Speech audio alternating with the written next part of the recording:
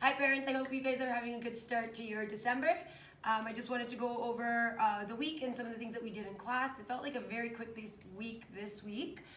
So there's not too much to talk about, but lots of reminders for the upcoming weeks because we have a lot going on. So we'll first start with our books.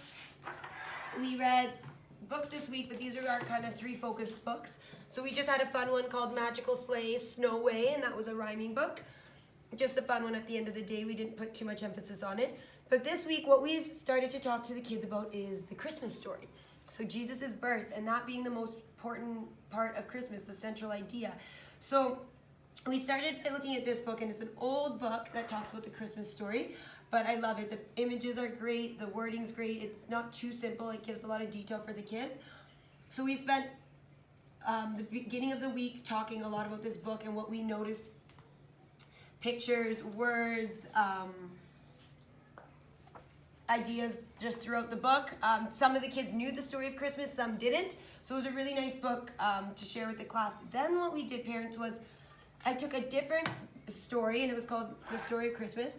And it's about Jesus' birth and Christmas. But what I found important and what I wanted the kids to do is compare the books and talk about what's similar and what's different. From images to wording to the story itself. So it was nice. It's a big concept for kids to understand, but it's nice to start to introduce it to the kindergartens because comparing and contrasting is a higher order thinking skill. It's higher up on the Bloom's taxonomy, so it requires the kids to go into deeper thinking when we look at comparing and contrasting. So what the students were able to tell me was that this one's more of a cartoon book and the images are more cartoon drawings. This one they thought was more real, and they told me that it had more detail. So that was kind of great that they were able to pick up not only on the text, but the actual images as well. But the big idea between the two stories was this one had more detail, whereas this is more, this was way more simple. This is for a younger, like 5 years old, but it's a younger audience that this book was made for. And it left out a lot of details, and it was funny, when I was reading this book, the kids would interrupt and they'd say, "Oh, Miss S, it didn't talk about how Mary and Joseph, there was no room in the inn and that they had to go stay in the stable." Everything was talked about very quickly in this book with no detail. So the kids actually preferred this Christmas story, which is wonderful. And we talked a lot about the wise men, and we talked about the three gifts that they brought, the frankincense, myrrh, and gold. So the kids were kind of interested in that. We're going to continue talking about the Christmas story next week because it'll be a piece of your Christmas gift, and obviously it's the most important part of Christmas. Then this week we had 4 focus spins, as always. So one of them was our Christmas wishes to Santa, which I've sent to Santa Claus. So hopefully the kids have been good, they'll get what they've asked for. I sent the originals to the North Pole, so I just have photocopies, like black and white photocopies of what the kids did. But what they had to do is they had to draw a minimum of 4 things that they wanted for Christmas, just in case one of the things Santa didn't have. And then they had to label. We're going to start talking a lot about labeling our pictures this next few months. So then they had to label what they wanted for Christmas, and then at the top they wrote Dear Santa and then love whichever student had written that list. So there is an example, and there's an example. And it's funny, parents, I've noticed we have lots of very artistic students in the room, and then I've noticed that, and I was one of those kids who lacked artistic skills. Still today, the kids, if they ask me to draw something, I have to look up a picture and trace it. But so I think I'm going to spend a lot of the next few months focusing on images and details, because I think my kids need a little bit support on their drawings and their creativity. So that's kind of something I learned from doing this activity with the children this week. Then we did Christmas tree art. So Monday we did a guided drawing of a Christmas tree. We looked at shapes, again following directions. They drew it, Sharpied it, and then in their focus bin what they had to do was color it, cut it out, and then they got to glue it onto tin foil and decorate it. Kids enjoyed that. And then sorry, there's someone at my door. I'm just gonna let them know I'm in a meeting. Okay, sorry. And then we did hats, another fine motor bin. So what the children had to do, or the students had to do, sorry, they were all given a hat.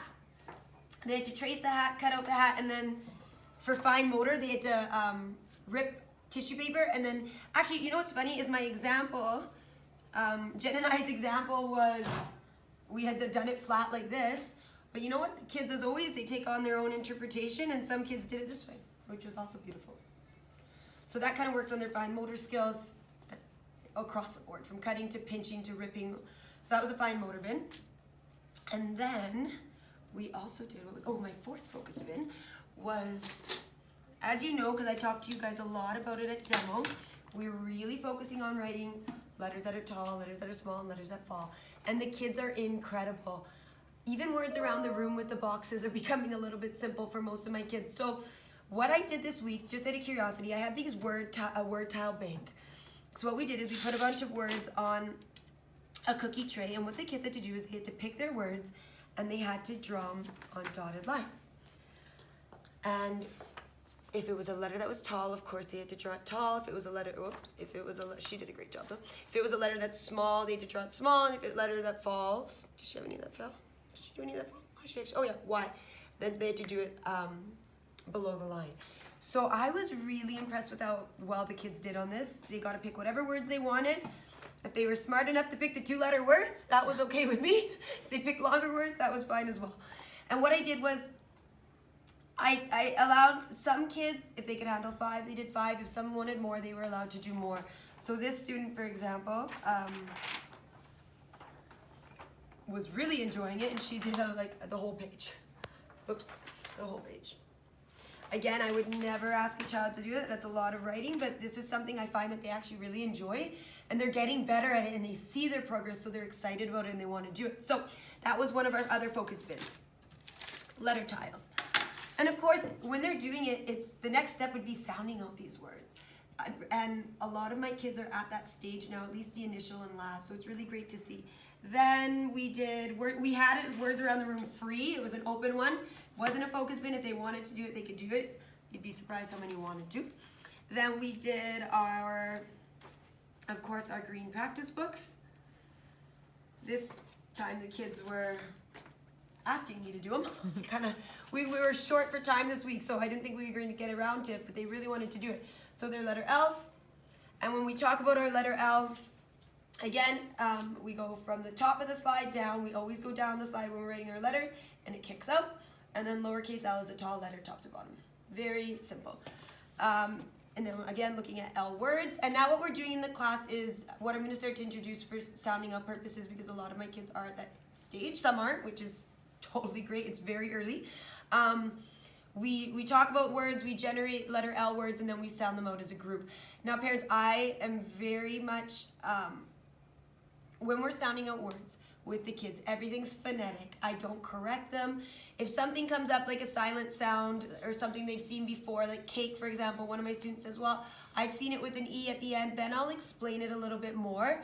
Or blends, like the S and the H or the double O, double E. Those we kind of generally talk about, and some kids pick them up, and that's great, but it's not something I'm enforcing, obviously. And sounding out, I don't want too much, I don't want any pressure on my students. I want it to be fun for them. I want them to want to learn to write and read. So please, even at home, I guess it's up to your discretion. These are your children, but if they spell a word wrong, of course, leave it. And if they sound it phonetically and it's only 3 letters and they miss a silent letter or something's wrong, I always leave it. I never force my children to write it correctly. So I kind of want to keep that both at home and school for now, at least. And then, so that's all that. And then parents, I sent home this note. I know it was kind of long, but I just wanted you to I wanted to give you guys a heads up on what was going on in the month of December, because there's a lot to remember. So I'm just going to go over it really quickly. I'm not going to read it to you because you have it, but December 13th, the Christmas concert. Now, some schools hand out tickets. Our school does not. So if you want a good spot, please come early. The kids have to be here, like I said, at 6 p.m. and we're meeting in the music room, and they know where the music room is.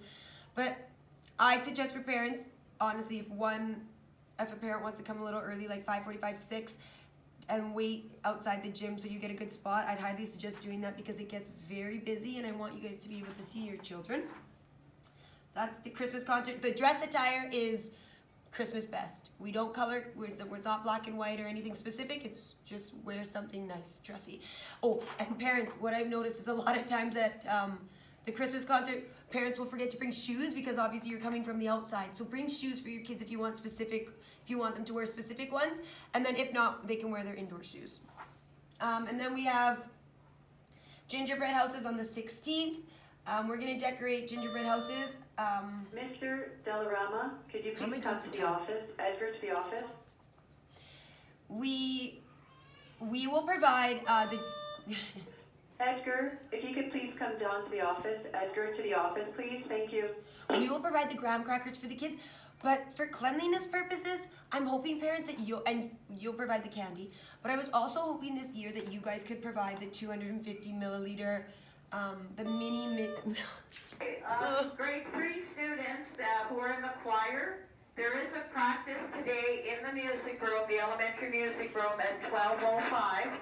So Dr. Curley's here and she's going to work with you in the music room. So make sure you tell what kind of week it's been here. Go directly there. Lots of interruptions. I heard some beautiful singing this morning when I went through the school. So I know things are well underway for our Christmas concerts next week. Okay, awesome job.